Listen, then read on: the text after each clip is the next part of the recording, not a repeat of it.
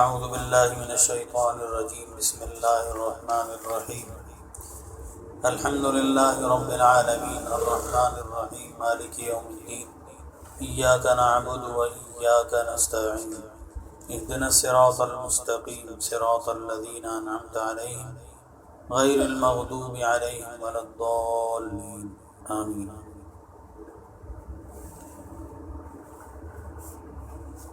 آج درس قرآن میں سورہ فاتحہ سے ابتدا ہے۔ سورۃ الفاتحہ یہ مکی سورت ہے، جیسے پہلے بتایا جا چکا کہ وہ صورتیں جو ہجرت مکہ سے پہلے نازل ہوئی، ہجرت مدینہ سے پہلے نازل ہوئی ہیں، چاہے وہ مکہ میں نازل ہوں یا کسی اور جگہ پر، وہ مکی صورتیں کہلاتی ہیں۔ سورۃ الفاتحہ میں 7 آیتیں ہیں۔ قرآن کریم کی سب سے پہلی صورت ہے اور اس کا نام فاتحہ ہے، یعنی کھولنے والی، ابتدا کرنے والی۔ اور اس سورت کے اور بھی نام ہیں، ایک اسے ام القرآن بھی کہا جاتا ہے، اساس القرآن، یہ قرآن کی گویا کہ بنیاد ہے۔ قرآن کریم میں جو سورہ فاتحہ کے علاوہ 113 صورتیں ہیں، ان کا خلاصہ سورہ فاتحہ میں ہے، اور اسی لیے ہر نماز کی ہر رکعت میں سورہ فاتحہ پڑھی جاتی ہے۔ سنت نماز ہو، فرض نماز ہو، نفل نماز ہو، ہر نماز کی ہر رکعت میں سورۃ الفاتحہ کی تلاوت کی جاتی ہے، کہ گویا کہ سارے قرآن کریم کا خلاصہ دہرایا جاتا ہے۔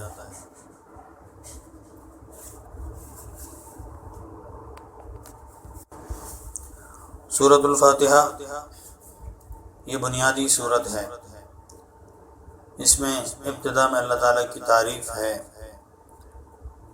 پھر اس بات کا اقرار ہے کہ آخرت کے دن کا مالک بھی اللہ ہی ہے، پھر اللہ سے بندگی کا اظہار ہے اور اللہ سے مدد طلب کرنا ہے، اور پھر آخر میں دعا ہے۔ الحمدللہ رب العالمین، تمام تعریفیں اس رب کے لیے ہیں جو جہانوں کا پالنے والا ہے، اس اللہ کے لیے ہیں جو رب العالمین ہیں، جہانوں کا پالنے والا۔ الرحمن الرحیم، وہ بڑا مہربان بھی ہے اور رحیم بھی ہے۔ مہربان اس انداز سے کہ ساری دنیا کے انسانوں کو، چاہے وہ کافر ہیں، مشرک ہیں، ملحد ہیں، دہریے ہیں، ان سب کو اللہ اپنے رزق میں سے دے رہا ہے، اپنی نعمتیں استعمال کرنے کے لیے دے رہا ہے۔ اور رحیم مسلمانوں کے لیے خاص ہے۔ مالک یوم الدین، آخرت کے دن کا مالک ہے، روز جزا کے دن کا مالک ہے۔ اس دن میں وہ خود فیصلہ کرے گا، حق اور باطل کا، کفر و شرک کا۔ ایاک نعبد و ایاک نستعین، اے اللہ ہم آپ کی بندگی کرتے ہیں اور آپ ہی سے مدد طلب کرتے ہیں۔ عبادت بھی آپ ہی کی کرتے ہیں اور مدد بھی آپ ہی سے طلب کریں گے۔ ایسا نہیں ہے کہ عبادت تو ہم کریں رب کی اور مدد طلب کریں اللہ کے غیر کی، بلکہ ہر نماز کی ہر رکعت میں یہ کہلوا گیا اور یہ عقیدہ بنایا گیا کہ عبادت بھی اللہ ہی کی کرنی ہے اور مدد بھی اللہ ہی سے طلب کرنی ہے۔ اهدنا الصراط المستقیم، اے اللہ آپ ہمیں صراط مستقیم پر چلائیے۔ صراط الذین انعمت علیہم، ان لوگوں کے راستے پر جن پر آپ نے انعام کیا ہے۔ اللہ کے انعام یافتہ کون لوگ ہیں؟ انبیاء، صدیقین، شہداء۔ انبیاء، صدیقین اور شہداء، یہ انعام یافتہ لوگ ہیں۔ تو اے اللہ آپ ہمیں بھی ان کے راستے پر چلا۔ غیر المغضوب علیہم، نہ ان لوگوں کے راستے پر جن پر آپ کا غضب ہوا، ولا الضالین، اور نہ ان لوگوں کے راستے پر ہمیں چلا جو گمراہ ہوا۔ سورہ فاتحہ بڑی عظیم الشان سورت ہے۔ ایک روایت میں آتا ہے کہ جس وقت سورہ فاتحہ اتری اس وقت شیطان نے اپنے سر پر مٹی ڈالی کہ وہ امت بڑی شان والی ہے جس پر یہ ذی شان سورت اتاری جا رہی ہے۔ اللہ کے نبی صلی اللہ علیہ وسلم نے ارشاد فرمایا، سورہ فاتحہ میں اللہ نے ہر بیماری سے شفا رکھی ہے۔ اس کو آپ کھانے پینے کی چیزوں پر دم کر کے پئیں، دوا پر دم کر کے استعمال کریں یا لکھ کر پی لیں، اس میں شفا ہی شفا ہے۔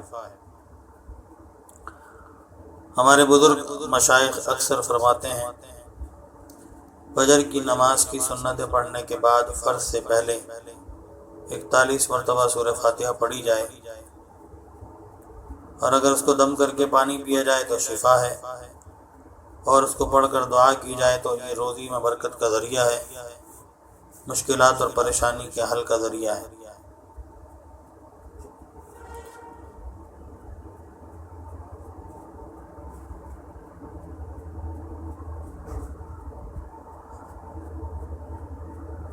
سورہ فاتحہ کے بعد اللہ تعالیٰ نے جو پہلی صورت رکھی ہے، بڑی قرآن کریم کی سب سے بڑی صورت سورۃ البقرہ، یہ مدنی صورت ہے۔ اس میں 40 رکوع ہیں، 286 آیتیں ہیں۔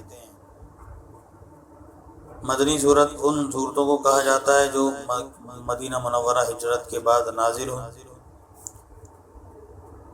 سورہ بقرہ، بقرہ عربی میں گائے کو کہتے ہیں۔ اس صورت میں بنی اسرائیل کی گائے کا آگے واقعہ آئے گا، قصہ آئے گا۔ اس نسبت سے اس صورت کا پورا نام اس واقعے کی وجہ سے بقرہ رکھا گیا۔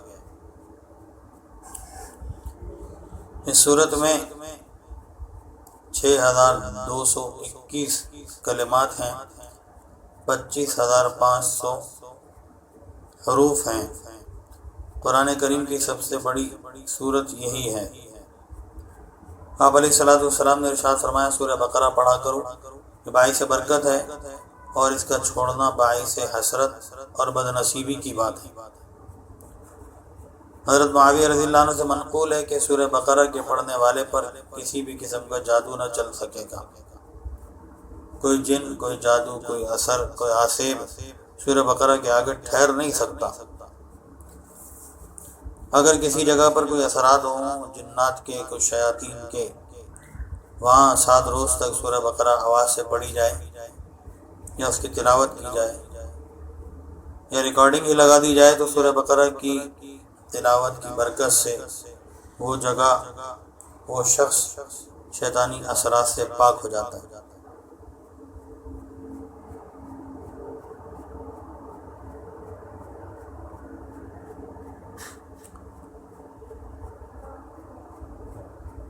اس سورت کی ابتدا حروف مقطعات سے کی گئی، الف لام میم۔ یہ 3 جو حروف ہیں، حروف مقطعات ہیں، ان کو جدا جدا پڑھا جاتا ہے، الف لام میم، اور ان کے معنی اللہ نے کسی کو نہیں بتائے۔ اور بھی دیگر صورتوں میں یہ الفاظ آئے ہیں، حروف آتے ہیں، حامیم، عین، سین، قاف۔ تو یہ حروف مقطعات کہلاتے ہیں، ان کے معنی اللہ کے علاوہ کسی کو معلوم نہیں۔ اس میں حکمت علماء یہ فرماتے ہیں، مفسرین، کہ جب آدمی قرآن کریم کو پڑھنا شروع کرے، قرآن کریم کو سمجھنے کی کوشش کرے، قرآن کریم کو ترجمہ پڑھنے کی کوشش کرے، تو سب سے پہلے اپنی جہالت کا اقرار کرے۔ الف لام میم کے پہلے ہی سب سے 3 حروف ایسے آ گئے کہ جن کے معنی کسی کو معلوم نہیں۔ کسی مفسر کو، کسی محدث کو، کسی نبی کو، کسی ولی کو اللہ نے یہ معنی بتائے نہیں۔ گویا کہ انسان پہلے اپنی جہالت کا اقرار کرے کہ اللہ مجھے کچھ نہیں آتا۔ اللہ اعلم بمرادہ، اللہ تعالیٰ ہی اس کے معنی بہتر جانتے ہیں، ان کے معنی اللہ نے کسی کو نہیں بتائے۔ تو پہلے آدمی اپنی جہالت کا اقرار کرے گا اور پھر یہ قرآن کو پڑھے گا، سمجھے گا، سمجھنے کی کوشش کرے گا تو اللہ تعالیٰ اسے پھر سمجھائیں گے۔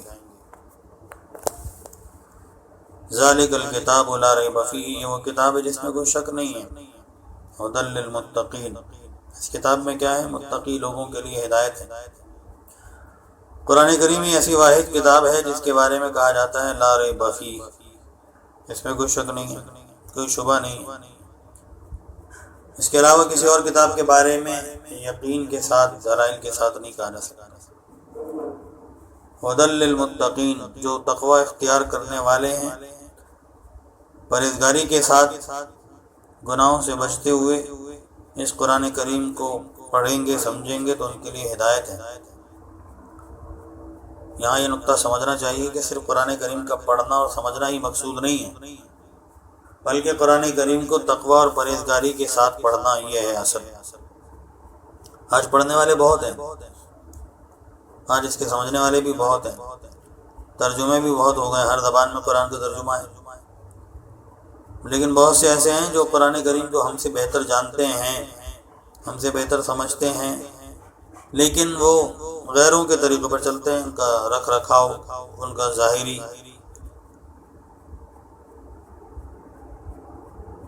جو ان کا انداز ہے، لباس ہے، وہ کافروں کی طرح کا ہے۔ اس کا مطلب یہ ہے کہ وہ صرف مطالعہ برائے مطالعہ کرتے ہیں۔ قرآن کریم مطالعے کی چیز نہیں ہے، پڑھنا برائے پڑھنا نہیں ہے، بلکہ قرآن کریم کو سمجھنا ہے اور اپنی زندگی میں عمل میں لانا ہے، یہی مقصود ہے۔ یہ کوئی ناول نہیں ہے، کوئی ڈائجسٹ نہیں ہے، کوئی قصے کہانیوں کی کتاب نہیں ہے، یہ تو انسان کی زندگی کے لیے نمونہ ہے۔ ہدی للمتقین، لہذا جو تقوی اختیار کرے گا، گناہوں سے بچے گا، نیک اعمال کرے گا، اس کے لیے یہ کتاب ہدایت کا ذریعہ بنے گی۔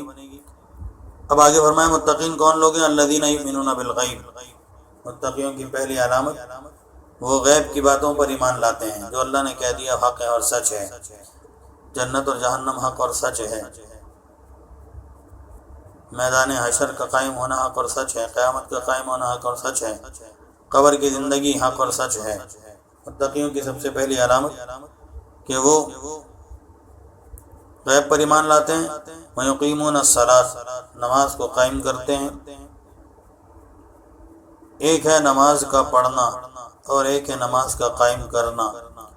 نماز کا پڑھنا یہ ہے کہ ادائے صلاۃ، نماز پڑھ لی، چلتے پھرتے پڑھی، جلدی میں پڑھی، جیسے چاہا پڑھ لی، اور ایک ہے اقامت صلاۃ، اہتمام نماز، اذان سے پہلے نماز کی تیاری، اہتمام سے تیاری، پورا وضو اہتمام سے، مسجد جانا اہتمام سے، مساجد کے اندر فرض سے پہلے سنتیں پڑھنا، نوافل پڑھنا اہتمام سے، پھر اس کے بعد اہتمام سے فرض پڑھنا، یہ اقامت صلاۃ ہے۔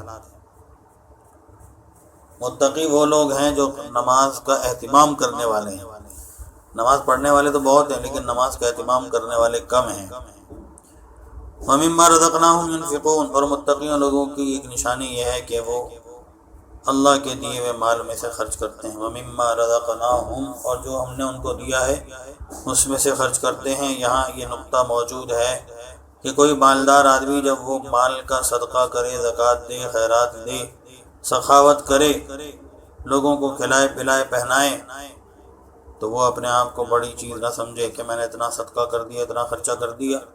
اللہ تعالیٰ کہتے ہیں یہ مال تو ہم نے ہی دیا تھا نا، ہمارے مال میں سے دیا ہے، کون سے کمال کیا۔ جس کو بھی جو کچھ بھی ملا ہے اللہ کے فضل سے ملا ہے، اللہ کی توفیق سے ملا ہے، تو اس لیے وَمِمَّا رَزَقْنَاهُمْ، جو ہم نے ان کو دیا ہے، ہمارا دیا ہوا مال ہے، ان میں سے خرچ کرتے ہیں۔ وَالَّذِينَ يُؤْمِنُونَ بِمَا أُنزِلَ إِلَيْكَ، اور وہ لوگ جو ایمان لاتے ہیں جو کچھ آپ پر نازل کیا گیا اس پر بھی، وَمَا أُنزِلَ مِن قَبْلِكَ، اور جو آپ سے پہلے نبیوں پر آسمانی کتابیں و صحیفے نازل کیے گئے اس پر بھی ایمان لاتے ہیں۔ اپنے پیغمبر امام الانبیاء سرکار دو عالم صلی اللہ علیہ وسلم پر بھی ایمان لانا، اور آپ کی کتاب قرآن کریم پر بھی ایمان لانا، اور پھر حضور صلی اللہ علیہ وسلم سے پہلے آدم علیہ السلام سے لے کر حضور کی ذات تک، عیسیٰ علیہ السلام تک جتنے پیغمبر انبیاء آئے، رسول آئے، ان سب پر ایمان لانا، ان سب کی آسمانی کتابوں پر ایمان لانا۔ وبالآخرۃ ھم یوقنون، اور وہ آخرت پر یقین بھی رکھتے ہیں، ان کا یقین ہے کہ آخرت ہے، مرنا ہے، مرنے میں کے بعد حساب کتاب ہے۔ اولئک علی ھدی من ربہم، یہی لوگ ہیں جو اپنے رب کی طرف سے ہدایت پر ہیں۔ واولئک ھم المفلحون، اور یہی لوگ کامیاب ہیں۔ کامیاب کون ہیں؟ جو متقی ہیں۔ متقی کون ہیں؟ جو غیب پر ایمان لانے والے ہیں، نمازوں کا اہتمام کرنے والے ہیں، اللہ کے دیے ہوئے مال میں سے خرچ کرنے والے ہیں، اور نبی پر ایمان لانے والے، گزشتہ نبیوں پر ایمان لانے والے، آخرت پر یقین رکھنے والے ہیں، یہی لوگ ہیں جو کامیاب ہیں۔ تو لہٰذا ہمیں مفلحون میں ہونے کی کوشش کرنی چاہیے کہ میرا بھی شمار مفلحون میں ہو جائے، کامیاب لوگوں میں ہو جائے۔ ہم سمجھتے ہیں کہ جس کے پاس مال زیادہ وہ کامیاب ہے، ہم یہ سمجھتے ہیں کہ جس کے پاس جائیداد زیادہ وہ کامیاب ہے، جس کے پاس قیمتی گاڑیاں ہیں وہ کامیاب ہے، جس کے پاس دنیا کی جاہ و دولت، عہدہ، منصب، وہ کامیاب ہے۔ قرآن یہ کہتا ہے وہ کامیاب نہیں ہے۔ کامیاب تو عمل والے ہیں، کامیاب تو نمازوں کا اہتمام کرنے والے ہیں، آخرت پر ایمان لانے والے ہیں، یہ کامیاب لوگ ہیں۔ کیونکہ دنیا کا مال و متاع، سامان اور جائیداد اور عہدہ اور منصب سب عارضی ہے۔ جب تک اس کی جان میں جان ہے یہ اس کے پاس ہیں چیزیں، جب اس کی جان نکل جائے گی تو پھر یہ خالی ہاتھ ہو جائے گا۔ ابھی وہ چودھری ہے، ابھی کوئی سیٹھ ہے، ابھی کوئی ملک ہے، ابھی کوئی فلاں ہے، فلاں ہے، فلاں ہے، اور مر گیا تو کیا ہے؟ اب سیٹھ صاحب نہیں ہے بلکہ لاش ہے۔ اب یہ فلاں افسر نہیں ہے بلکہ لاش ہے۔ اب یہ فلاں ملک صاحب، چودھری صاحب نہیں ہے، اب کون ہے؟ اب یہ جنازہ ہے، نام ہی بدل جاتا ہے۔ جسم کے کپڑے اتار لیے جاتے ہیں، زیب و زینت کی چیزیں اتار لی جاتی ہیں۔ تو لہذا یہ کامیابی، کوئی ملک ہے، ابھی کوئی فلاں ہے، فلاں ہے، فلاں ہے، اور مر گیا تو کیا ہے؟ اب سیٹھ صاحب نہیں ہے بلکہ لاش ہے۔ اب یہ فلاں افسر نہیں ہے بلکہ لاش ہے۔